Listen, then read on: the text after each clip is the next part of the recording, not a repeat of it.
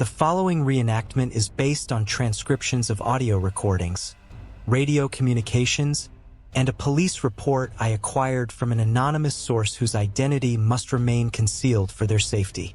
Additionally, I've included excerpts from an interview with the widow of a man who was a witness to the events in question.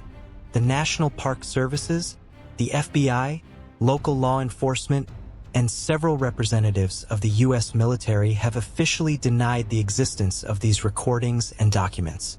Despite their claims that the incident was a fabricated hoax, the audio recorded that night by Ranger Matthew Golding was leaked by an unknown source in the fall of 2010, along with the radio transcripts and police report.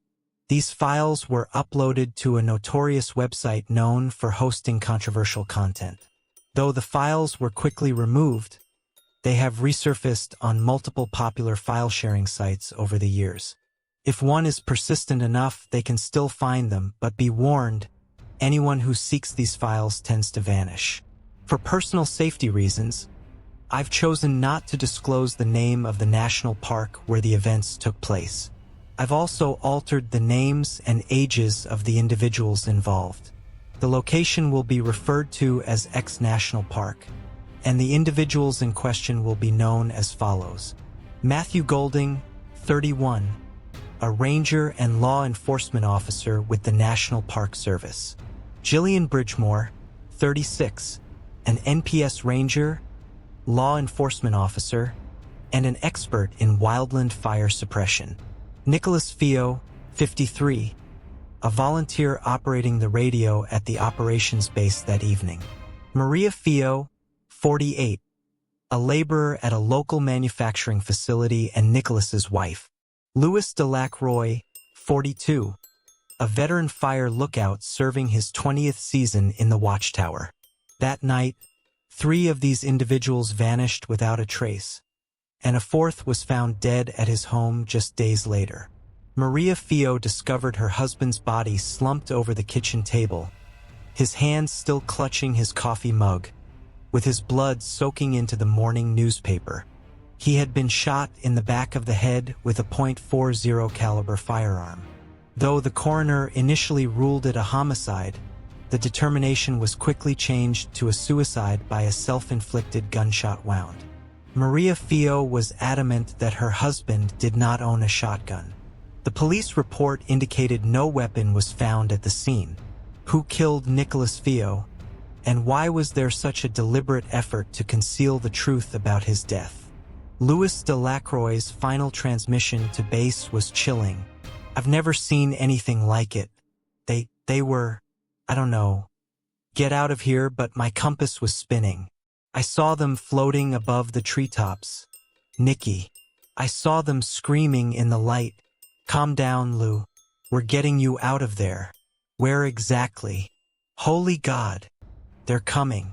Look southeast. Can you see it? It's just gliding over the treetops. Can you see it? Wait, what is that? I see it. It's changing colors. I lost sight of it. What do you see? What's going on? They're coming for me. I'm scared, Nikki. You've got a shotgun. Use it if you have to, Lou, don't hesitate. I'm telling you right now before they get to me. I'll blow my damn head off. Phone interview with Maria Fio. My husband never had a gun. I wouldn't allow one in the house. Even if he had a gun, how could he shoot himself twice in the back of the head? They left that part out. He was shot twice, not once. It doesn't make sense. After the ruling, I called them every single day, demanding they reopen the investigation. I even called the governor's office. They told me, stop calling. It won't bring him back. That's what they said to me, a grieving widow. They said that. Let everyone know. Maria, why do you think they changed the cause of death? They were scared. Everyone I talked to, you could hear it in their voices. They were scared. So I stopped calling. There was no point. They weren't going to tell me the truth. If they did, they'd end up like Nick. At 9 p.m. on a clear night in August 2006, veteran fire lookout Louis Delacroix made a radio report that would change everything. He witnessed an unidentified flying object descend from the sky and land in the woods about a mile north of the watchtower. Louis de Lacroix's initial radio report. You didn't see it? It touched down about 3 miles southeast of you, a mile north of the tower. You didn't see anything unusual to the southeast? Negative. Was it a meteor, a shooting star, or something? No, it wasn't a meteor. I've seen a few in my time, but this was different. It didn't streak across the sky.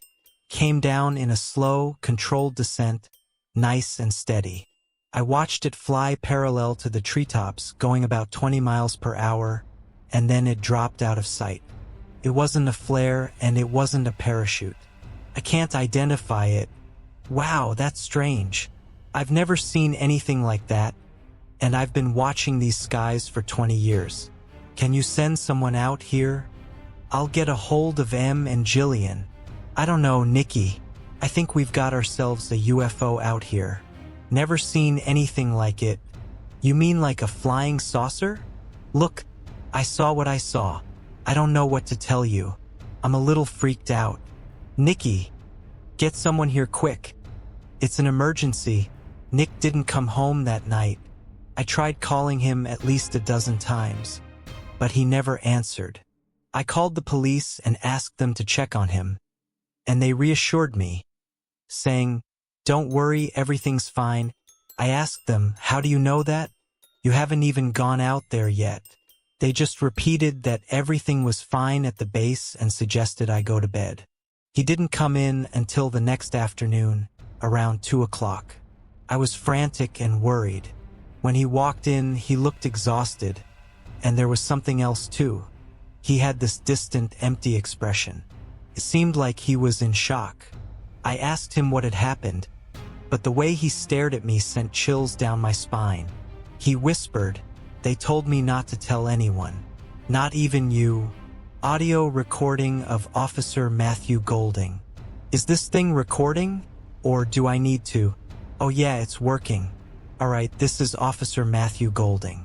It's just after 9 p.m. on the night of August 2006. I'm here with Jillian Bridgemore and Louis de Lacroix, standing outside the watchtower at X National Park. Jillian and I were called out to investigate something unusual that Mr. Delacroix reported. Lou, can you tell us what you saw? Yeah, you could say that. Mr. Delacroix asked us to document this with a recorder he found in the watchtower. Louis, can you explain what you saw? Yes, ma'am, I can. I saw a ball of light fall from the sky. It landed about a mile from here. It was pretty big, at least 20 feet in diameter. As it descended, it changed colors, pulsing from one color to another: green, blue, red, orange. I've never seen anything like it before. I've been a fire lookout for years, and nothing like this has ever happened. Do you believe in UFOs or anything like that, Mr. Delacroix? I believe what I see, and I saw a ball of light fall from the sky. It moved steadily over the trees, maybe 200 yards, and then it disappeared. I'm not saying it was aliens, but I don't know what it was. I'm just telling you what I saw. Well, no offense to Louis, but I don't think this is much of an emergency. Hold on. I'm not lying. I'm telling you the truth. I know Lou well enough to say it's worth checking out. Jill, we might as well go take a look. I'm not crazy, ma'am. I saw what I saw. I know Lou. If it were anyone else, I'd be heading back. But since it's you, we'll check it out. I want to come too. I want to see it. I don't think that's a good idea. Absolutely not. Please let me come. I've got a camera. I'll be good. I promise. If you fall off the back of the quad, we could be liable. We can't let you come, sorry.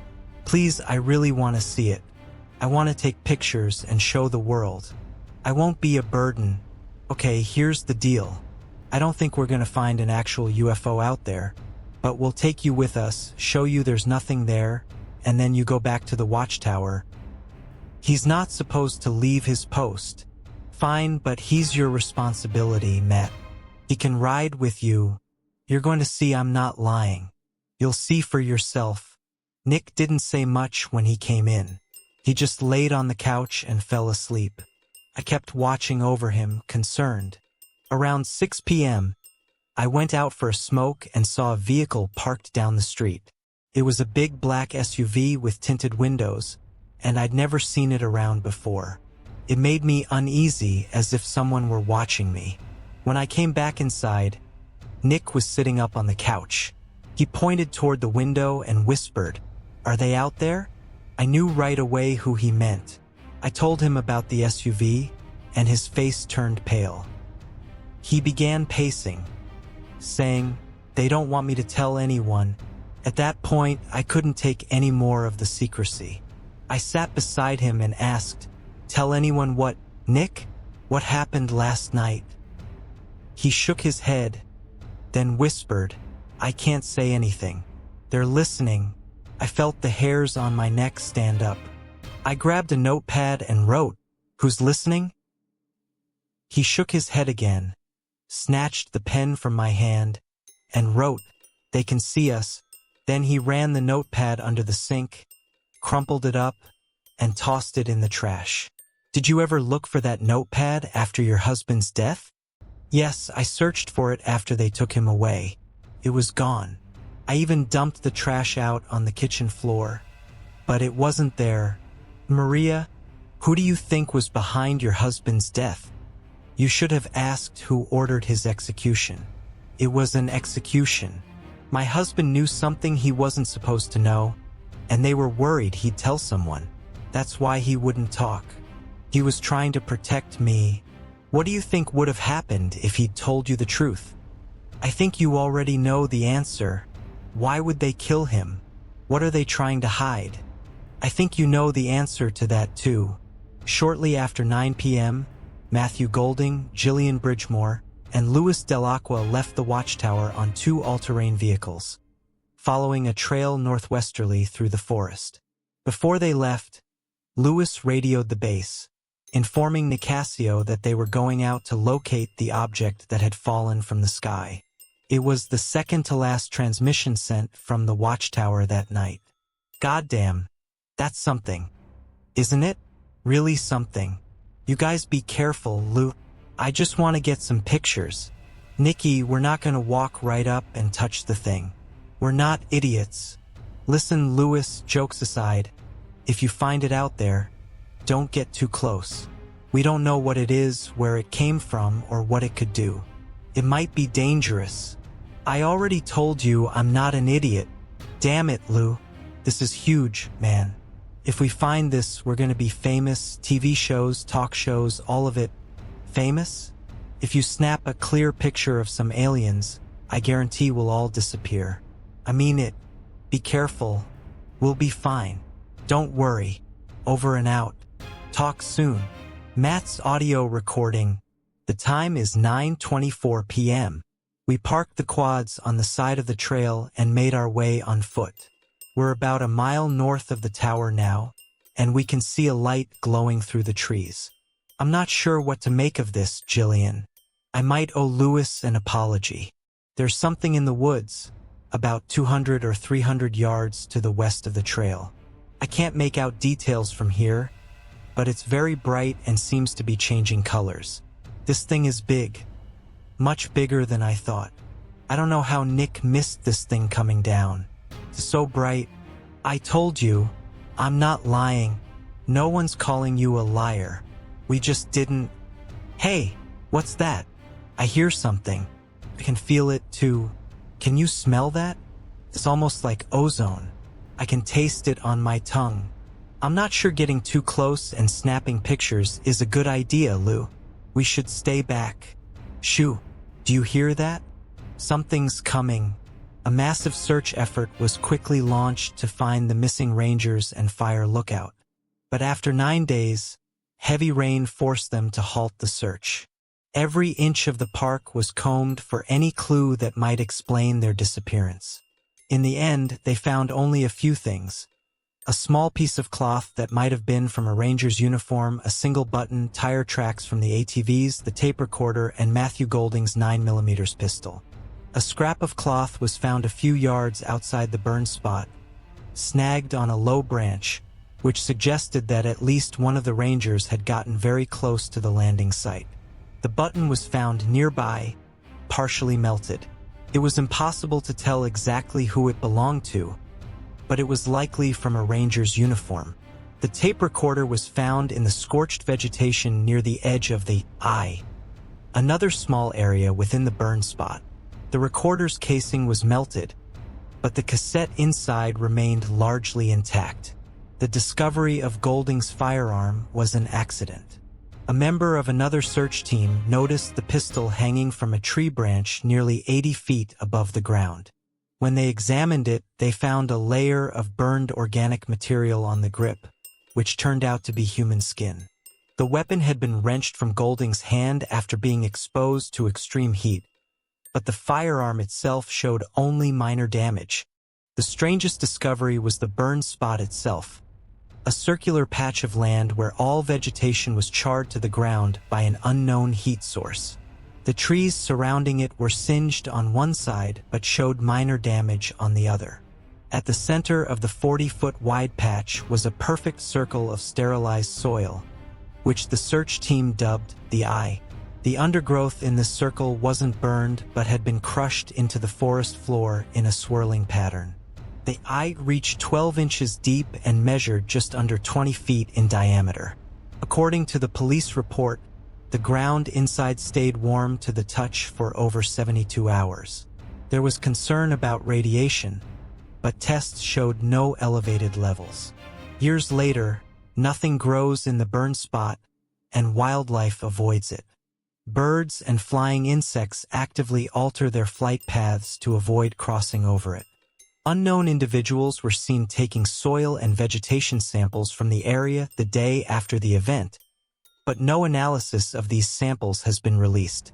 How could such a large area of dry underbrush be scorched without igniting a massive wildfire? The region had been experiencing a heat wave, and there had been very little rain leading up to the incident. In such conditions, even a single ember could spark a devastating fire. Yet the energy required to produce the effect observed here is beyond comprehension. How was it generated and for what purpose? No one knows the true answer, except for a powerful, faceless organization that keeps its secrets through money, fear, and cold-blooded murder. Jillian's audio recording. I don't know what time it is. My watch stopped working. The radio's nothing but static. As for Lou, well, he's gone.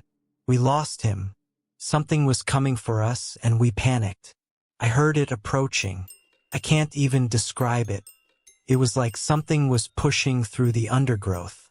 My head started to hurt, and it got hard to breathe. It was terrifying. I think it's time to go. Lou took off and we lost him. He's still out there, but we have to find him. Jill, we can't. You can do whatever you want, but I'm leaving now. There's no going back out there. We can't leave without him, Jill. Do you know how much we never should have brought him along in the first place? Are you out of your mind? Whatever's out there. No, not happening. It's beyond us. Way beyond us. I won't go out there again, Matt. I'm leaving. I suggest you do the same. I've known Lou for years. I can't just leave him. There's no choice. There's a choice and I'm making it tonight. I'm going home and so should you. It doesn't matter whether they're hostile or not. Sometimes I step on a bug by accident. Other times I do it on purpose. Either way, that bug is dead. You understand? We're still recording here.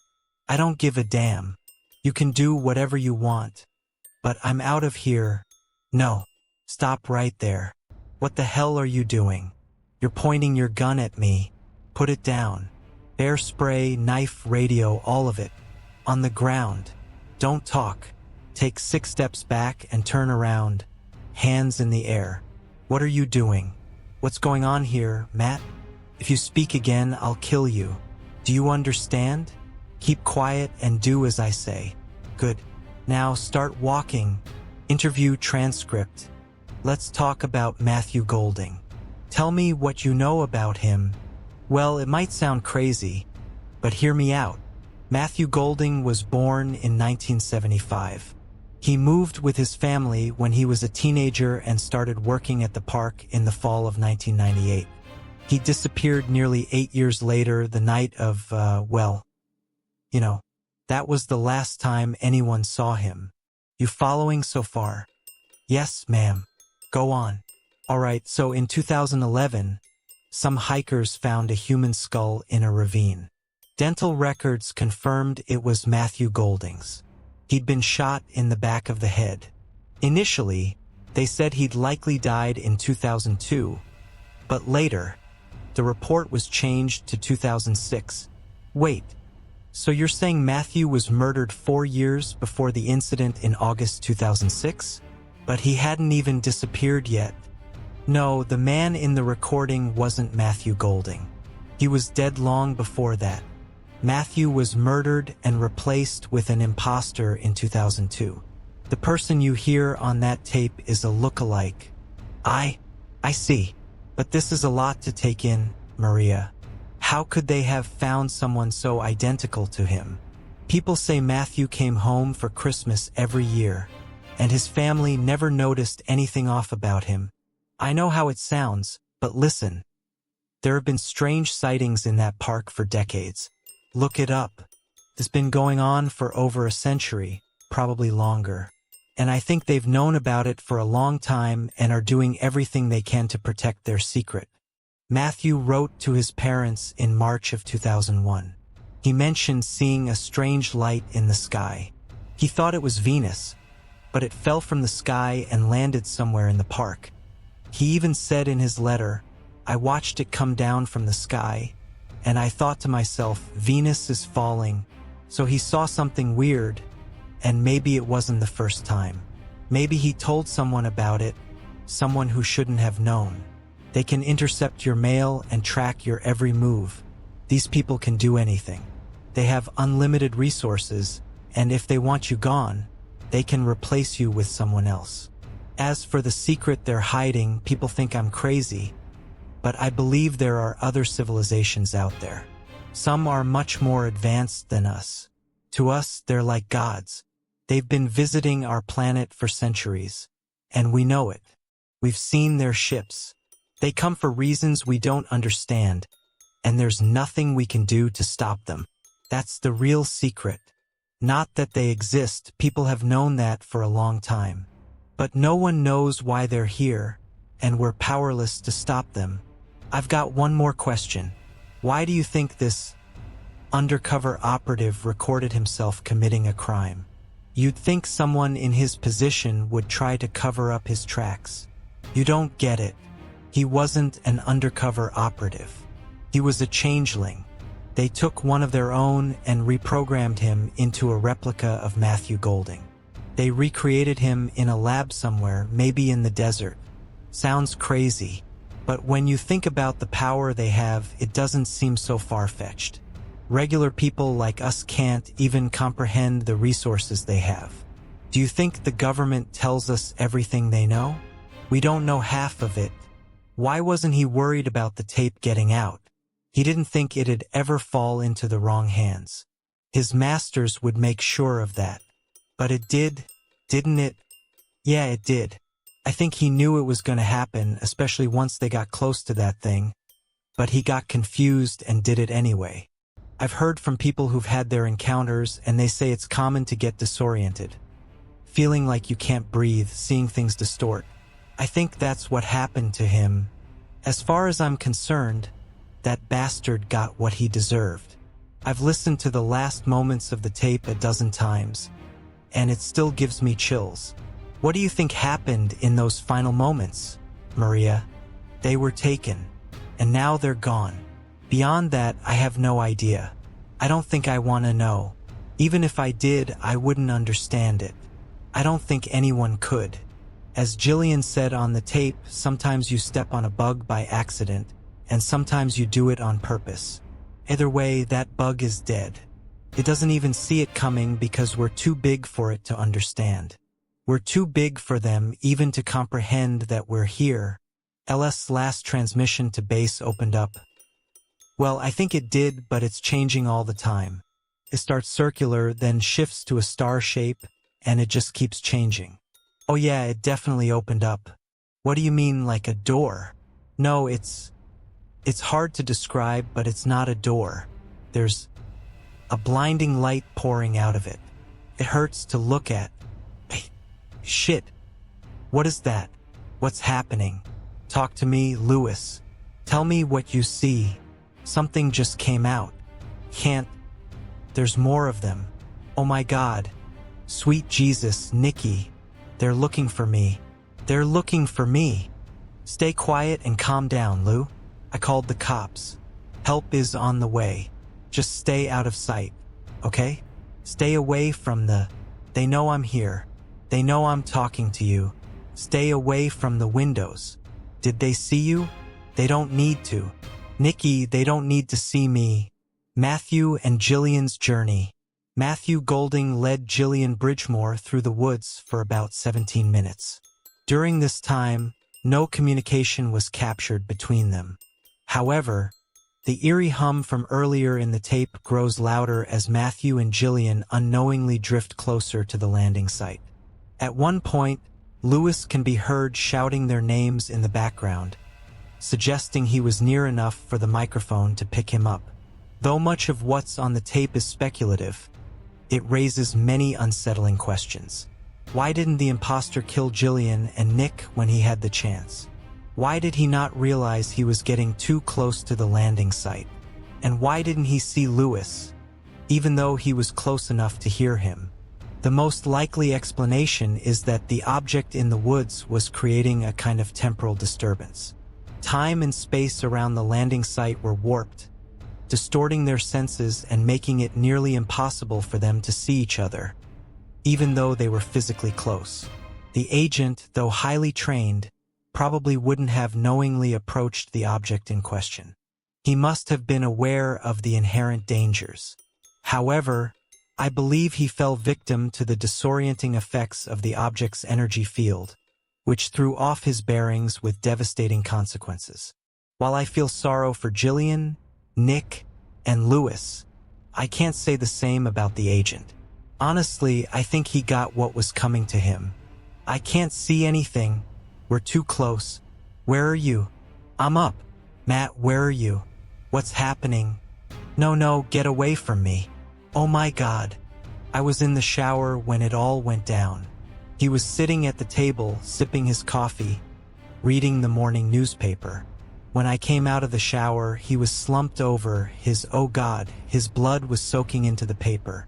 You didn't hear any gunshots? I thought maybe I heard something, but it wasn't loud. Nothing like the bang of a gunshot. Guns are loud, especially inside. There's no way I wouldn't hear 2 shots over the sound of running water, unless the killer used a suppressor. I've read about them. They don't silence the gun. They make the sound different. Tell me about the encounter you had after the funeral. It's hard to talk about. It was about a week later. I was trying to process everything. I was numb, you know? Anyway, this big guy with a crew cut knocked on the door that morning.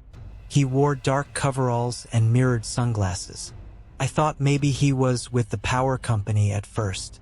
Then I noticed he had a flower arrangement and a gift bag. He gave me this big smile when I opened the door and said, "Sorry to intrude, Maria," but they wanted to offer their condolences. I just stood there, confused, and asked, "What is this? Who are you?" But by the time I asked again, he was already walking away, climbing into a van and driving off down the road. I just stood there, frozen. It was terrifying. What was in the bag?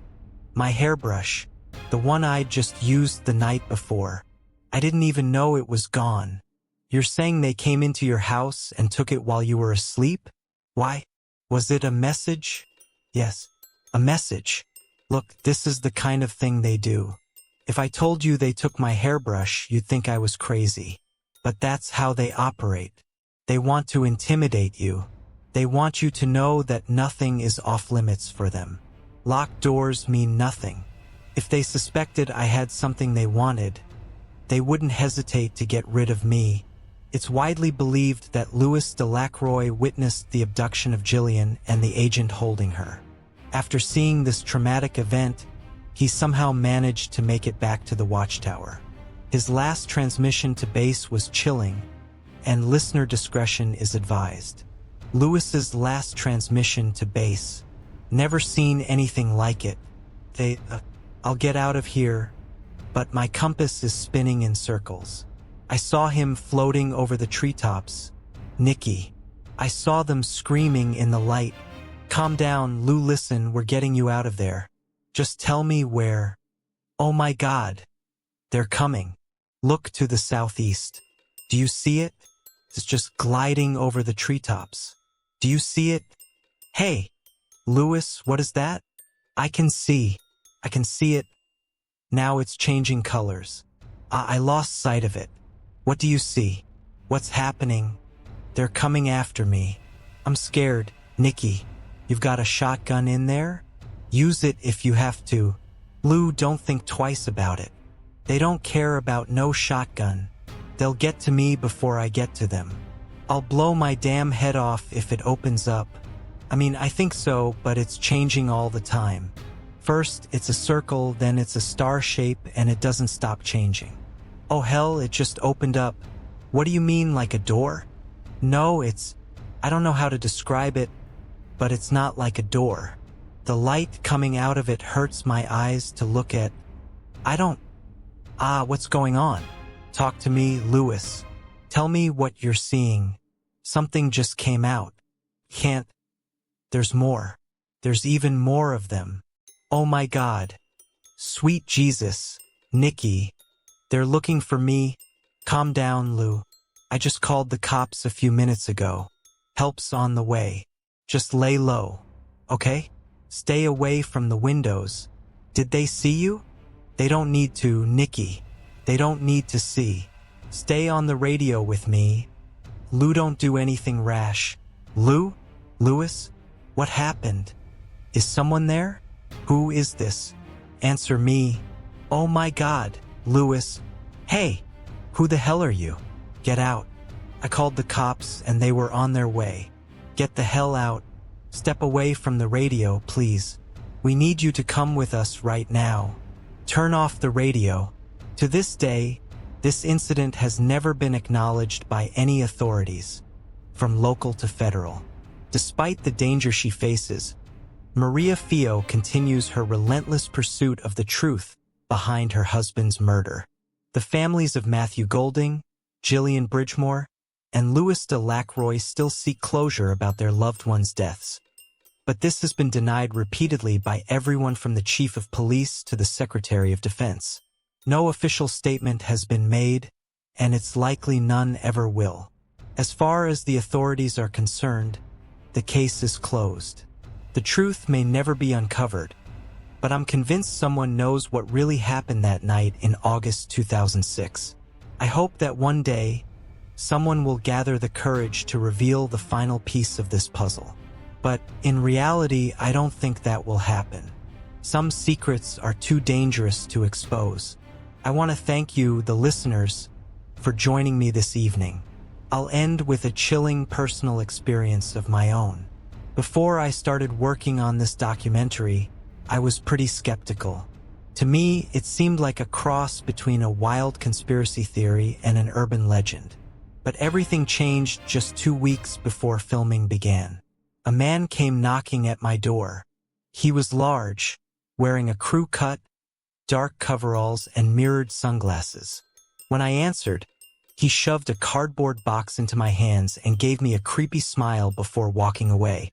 He climbed into a white cargo van with tinted windows and disappeared in seconds. If I weren't holding that box, I'd almost believe it had never happened. I didn't know if I should open it, but finally, I gathered the nerve. Inside were 2 items. One was a copy of the script for this documentary. I hadn't even printed it yet, and that made me freeze. The other was much worse. It was a bullet. I held it up to the light, my hands shaking, and saw my initials etched into the casing. Hope you all have a great night. Thanks for listening. Stay tuned for more stories in the coming weeks. If you enjoyed this, don't forget to like, comment, and subscribe. Take care and have a good night.